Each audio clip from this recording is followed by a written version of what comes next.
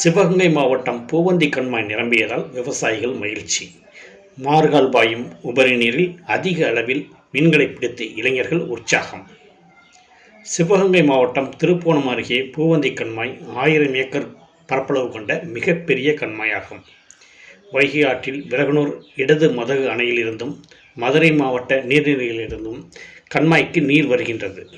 இக்கண்மாயில் பூவந்தி, கீழப்பூவந்தி, கலுங்கப்பட்டி, கோட்டைப்பூவந்தி உட்பட சுமார் 2000 ஏக்கர் பரப்பளவில் பாசன நிலங்கள் பயன்படுகின்றன.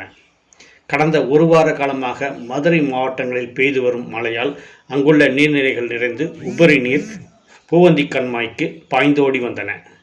விரைவாக நிரம்பிய Poovanthikanmai முழு கொள்ளளவை எட்டியதால் உபரி நீர் மதகுகள் வழியாக திறந்துவிடப்பட்டன. பாய்ந்தோடி வரும் உபரி நீரை அப்பகுதியில் செல்லும் ஏராளமானோர் உற்சாகமாக கண்டு கழித்து வரும் நிலையில் அப்பகுதியில் சுற்றியுள்ள இளைஞர்கள் தூண்டில்களாலும் கச்சா வலைகளை பயன்படுத்தி மீன்களை பிடித்து செல்கின்றனர். அதிக அளவில் ஜிலேபி கண்டை, ரோகு, புழுவலை பொடி உள்ளிட்ட மீன்கள் சிக்கியதால் விற்பனையும் விறுவிறுப்பாக நடைபெற்றது. Poovanthikanmai நிரம்பியதால் திருப்புவனம் மற்றும் சுற்றுவட்டார பகுதியில் உள்ள விவசாயிகள் தங்களது விவசாய பணிகளை மும்முரமாக ஈடுபட்டு வருகின்றனர்.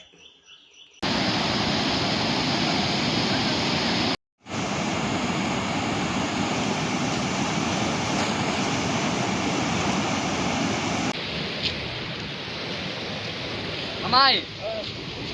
Mina kami. Enggak.